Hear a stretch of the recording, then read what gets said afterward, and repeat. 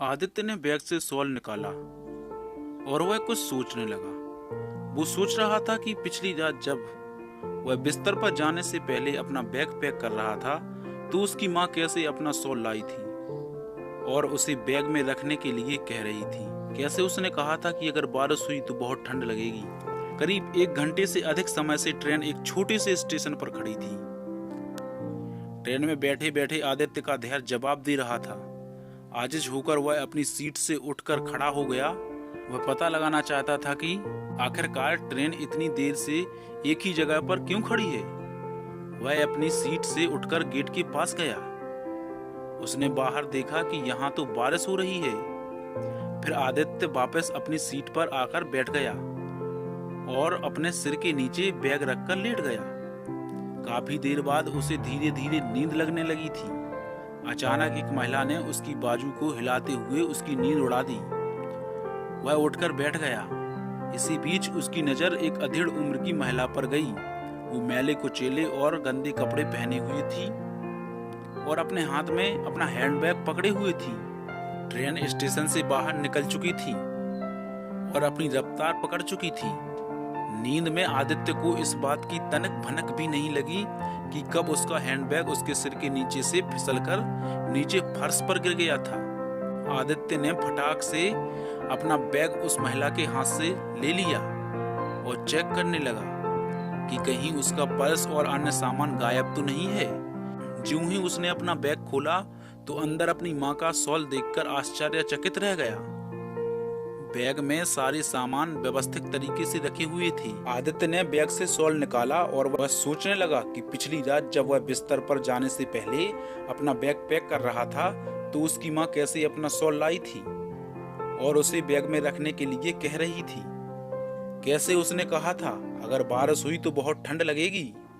उसे अच्छी तरह मालूम है कि कैसे वो माँ पर नाराज हुआ था और गुस्से में शॉल को बैग से बाहर निकाल कर रख दिया था, मगर यह शॉल अभी भी उसके साथ था। वह मन ही मन सोचने लगा, शायद माँ ने मेरे सो जाने के बाद इसे वापस रख दिया होगा। कुछ वक्त बाद जब आदित्य पानी लेने उठा तो उसने देखा कि उसका शरीर तो बुखार से गर्म हो रखा है। खुद को असहाय महसूस करते हुए उसने तुरंत अपनी माँ को कॉल किया और बोला, माँ कल तुम मुझे कुछ मेडिसिन का पैकेज देना चाह रही थी। इससे पहले कि आदित्य अपनी बात पूरी कर पाता उधर से उसकी माँ बोल पड़ी, बेटा तुम्हारे सिर में दर्द है क्या। आदित्य कतई जाहिर नहीं करना चाहता था कि उसके बुखार के बारे में जानकर उसकी माँ बेवजह परेशान हो, इसलिए उसने कह दिया, हाँ माँ।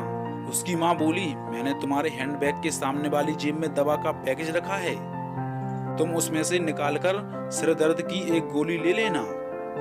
और हाँ, मैंने पैकेज में बुखार की दवा भी रख दी है, शायद कुछ खा लो। और सुनो, मैंने तुम्हारे बैग में एक सैंडविच पैकेज भी रख दिया है। आदित्य कुछ घंटे बाद सोकर उठा तो पहले से काफी बेहतर महसूस कर रहा था। जैसे ही वह अपने पैर फैलाने के लिए उठा तो उसकी नजर गलियारे के पास बैठी एक महिला पर पड़ी।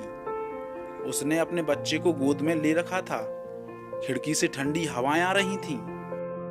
उसके शरीर पर फटे पुराने कपड़े इस ठंड से बचने के लिए काफी थे।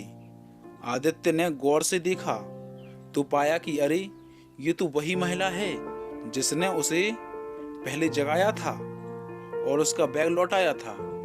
बिना सोचे समझे आदित्य ने बैग से अपनी माँ का शॉल बाहर निकाला और ठंड से कांप रहे बच्चे को उड़ा दिया। उसने देखा कि बच्चा कैसे अब सुकून से सो गया है। आदित्य सोचने लगा, वह एक नहीं बल्कि 2 माताओं के प्यार और स्नेह की चादर से लिपटा हुआ है।